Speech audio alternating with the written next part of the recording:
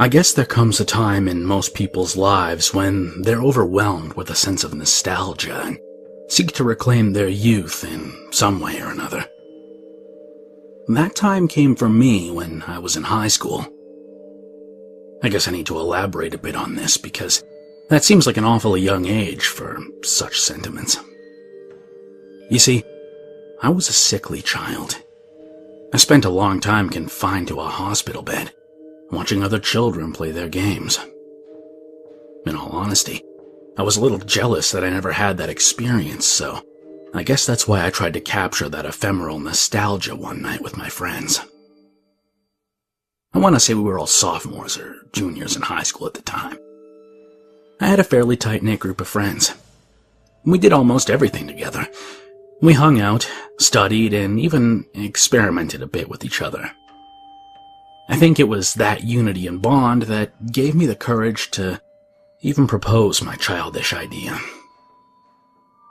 We were hanging out in the depths of my old neighborhood. That was the ideal place for teenagers like us because a construction company was building a series of houses to try and sell to new families at inflated prices. They were early in their construction, so the houses were bare bones built and lacked any of the real accommodations essential for any typical house. This was the perfect hideout to drink, smoke, and generally get up to no good. The construction company put large keypad locks on the door, but most hadn't even been locked up properly, so sneaking in was a simple task. Like I said, we were hanging out in one of these soon-to-be neighborhoods one night. We were passing a joint between all of us and trying to wax philosophical. Joining me on this outing were three of my close friends. It was my best friend Brian, Sarah, Casey, the girl who I had a crush on, and me. We tried to talk intelligently, but looking back, our ideas were anything but sophisticated. Sarah was complaining that there wasn't anything to do out here, and it was then I decided to take the risk and suggest we play hide and seek. They balked at the idea as childish, but the addition of a few simple rules spiced things up enough. I set the rules as follows. Everyone seeks, and one person hides. The first person to find the hider gets to ask them 3 questions. The last person to find the hider has to answer 3 personal questions. We would all draw lots with matches and separate so others could hide in secrecy. The person with the already lit and extinguished match would be the hider. I, of course, was being duplicitous and made sure Casey drew the dud match. I wanted the opportunity to have some alone time with her and to get to know her better. I think I did it that way to hide my childish infatuation with her, but I was fearful of being called out on it. They were hesitant at first, but their reluctance melted away after we finished up the joint. I put the matches in my hand with the one extinguished one pointing out at Casey. We drew and split apart with the intention of beginning the game after 5 minutes, giving the hider sufficient time to choose to hide in one of the 3 partially constructed houses on the block. It was late, but we weren't in any hurry to get home. We had a system where we called our parents and told them we were staying out with a different friend, and then would meet up to hang out and get into teenage shenanigans. We all discreetly looked at our lots. I was a seeker, and I assumed Casey was the one who had to hide. We all split apart so we wouldn't know where the hider was going, but I had a pretty good idea. When we arrived at the under-construction neighborhood, Casey had taken a liking to the last house on the lane. I mentioned that I knew it was unlocked, and we could probably explore it later. We never did find the time to do that, so I knew that she would probably feel drawn to check out the house while looking for a hiding spot. I waited 5 minutes before heading to the last house on the lane. The keypad lock hadn't been engaged, which made opening the door simple. I was lucky that the moon was so bright that night and illuminated my way. Otherwise, I would have tripped walking up to the house. The construction company hadn't even put in street lights yet, and it gave the small neighborhood an eerie feeling to it. I opened the door and stared into the obsidian abyss that yawned before me. I won't lie. The dark did put me on edge, but my desire to get closer to Casey drove me forward. I walked around the kitchen, but found no one there. My shoes thudded on the floor that hadn't had the carpet laid out yet. I searched the first floor, but had no luck. I was beginning to wonder if I could even find her in the darkness. The windows had been set, but were covered in particle board to prevent animals from sneaking in and setting up residence. I went upstairs with my hand running along the wall to steady myself, since there wasn't even a banister built in yet. I remember thinking to myself that this house was a death trap with its exposed wiring, lack of banisters, and sheets of plywood. The master bedroom was empty, but just as I was about to give up hope of finding her, I heard the floor creak as someone moved around in the room next to the bedroom. I followed the sound, and as I strained my eyes in the darkness, I could see someone sitting in the middle of the unfurnished room. My heart started to beat in a rapid staccato. I'd found her. I sat down a few feet away and loudly proclaimed, "I found you. So I get to ask 3 questions." She started at the sound of my voice, but seemed to calm down as I continued talking. I was so eager, and looking back, I also realized how stupid I was being. You know what people say. Hormones are the strongest mind-altering drug on the planet. There was only one way to make sure it was Casey and not Sarah. I asked, "Have you ever had sex?" There was a pause that I chalked up to a little bit of embarrassment.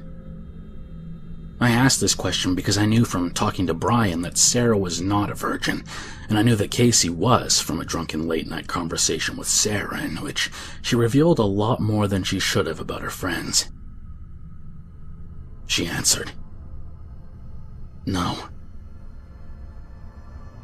Now I was certain that I was talking to Casey and not Sarah. The voice gave away that much.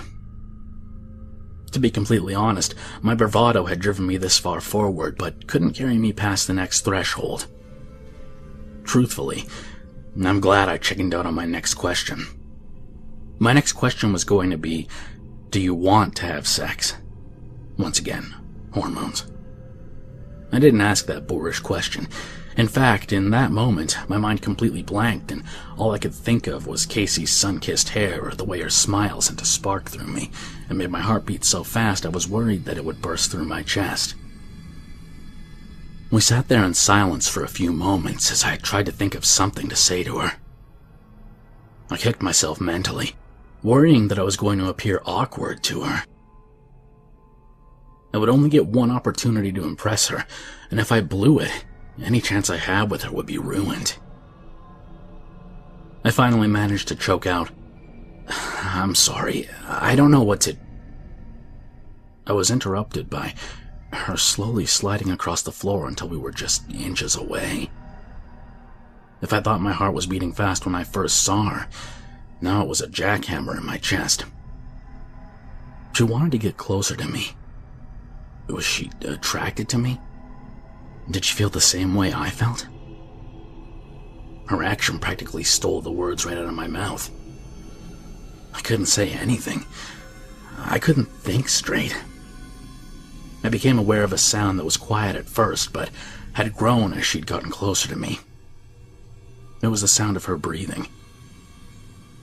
Her breath came out in quick, shallow puffs, like she'd just finished running a lap around the neighborhood. It almost sounded sexual. Then again, to my mind back then, almost any stimuli could have been perceived as being sexual in nature. Goddamn hormones. I wasn't sure what was going on, but I don't think I really cared. I decided to make a move. I slid my hand from off my lap and moved it to hers. I wrapped my hands around hers and held it. It was warm to the touch, A little bit sweaty, but I'm sure my hands were no better.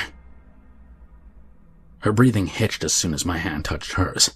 My heart practically exploded out of my chest and rocketed through the heavens in that moment. At that time, I considered this as one of the most romantic gestures I had experienced up to this point in my life, holding hands in the darkness and listening to the sounds of our breathing intermingled. I decided to go for it. I slowly leaned into the darkness where I could see her form. I was going to kiss her, the girl I'd pined for almost 2 years. Her breath smelled sickly sweet, kind of like really sugary honey. I mentally wondered what mine would smell like. I silently prayed that it didn't smell gross. She picked up my oh-so-subtle signal and leaned forward to kiss me. Our lips were inches away, and I was seconds away from nirvana when Sarah tromped into the room. I mentally rattled off a series of curses and invectives that would have made a sailor blush. She said, "What are you guys doing? I found Brian like 15 minutes ago." That set off a klaxon of alarm bells in my head, but I couldn't quite figure out why at the time. Sarah shifted her weight, and although I couldn't see it in the darkness, I was sure she'd raised her eyebrow. "What have you two been getting into while we were playing your kid's game?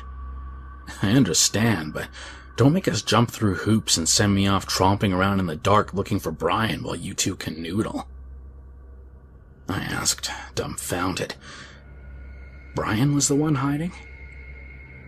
Sarah nodded and answered. "He was sitting up behind a house. He's horrible at hiding. We got bored and decided to look for you two." Something wasn't right. I had found Casey sitting in this room. If she wasn't the hider, why was she sitting up here by herself? I started to feel a cold sweat forming on my skin. Something was definitely wrong here. Brian was the final straw. He stepped into the darkness and I recognized his voice. He had that way of talking that made anything he said come out in a resounding and booming tone. His voice reverberated. "Did you find Sarah? I found Casey." His voice died out as I finally managed to voice the second question that I should have asked at the very beginning. "Do I know you?" The voice softly replied, "No." But the word was so pregnant with emotions that a shiver rattled throughout my body. Casey wasn't in the room with us. She was outside the house. Whose hand was I holding? With my free hand, I reached into my pocket and pulled out the matches we used for drawing lots. It felt like my lungs were in a vice. I couldn't breathe. I dragged the match along the floor and ignited. The little flame was sufficient to illuminate the form beside me. Sarah shrieked, and Brian practically threw himself out of the room in fright. I jerked my hand free and accidentally extinguished the light after our short, terror-filled look at the thing. In later conversations I had with Brian and Sarah, it seemed like we all saw something different in that transitory moment. Sarah swore she saw a malformed woman that was reminiscent of thalidomide children with bent, twisted limbs and fused fingers. Brian saw an ancient and decrepit woman with pendulous breasts and mottled, graying skin. What I saw gave me nightmares for weeks afterwards. I saw what looked like a woman. Her jaw was twisted open like it had been dislocated. It was open so wide that it looked like she could fit my entire head into her cavernous maw. I'm not sure if it was like that in preparation for our kiss or what. Her fingers had extra joints and seemed unnaturally long and bony, She was gaunt, pale, and her mangy hair hung around her head like a bird's nest made of dead twigs. We all fled the house. In my attempt to escape, I ran into the doorframe and gave myself such a terrible bruise that I had to spend the next day icing it and wondering if I'd broken my collarbone. We fled from that house like banshees from hell. Casey didn't believe our story, but to be honest, I didn't care whether she believed us or not. I know what I saw, and what I saw horrified me. Years have passed since that day. I graduated, settled down with a nice girl. Casey and I drifted apart in the later years of high school, and moved into a nice house. The story drifted to the back of my mind and was washed away in the ebb and flow of day-to-day life. These memories re-emerged to the forefront of my mind like a raging tidal wave by the simplest of things. A power outage. My power had just gone out. I sighed at the inconvenience of it all and went down to the basement to find and check the circuit breaker. This was a common enough occurrence due to the faulty wiring of my house that I could find the circuit breaker and flip it with my eyes closed. I didn't even need a flashlight anymore. The motion was so ingrained in my muscle memory. It was there as I fiddled with the circuit, and that I became aware of the sound. It was almost inaudible, but it steadily grew as I paused to listen to it. I couldn't identify it at first, but when I finally placed it, the memories flooded back to me. Sitting in the darkness, my hands entwined with that thing's hand, and my mouth inches away from hers in preparation to kiss her pale skin. It was the sound of breathing other than my own, and it sounded shallow and forced, like someone enervated. I would have smiled if I wasn't so scared. It almost sounded sexual. The voice spoke, and my stomach almost bottomed out from dropping to its pit so quickly. You have one more question to ask me. In my basement, I realized that I was no longer the shy boy I once was in the dark of that partially constructed house all those years ago. I had found my voice, and I didn't need to think of the words to say. I asked my final question, already knowing the answer. Am I going to leave this basement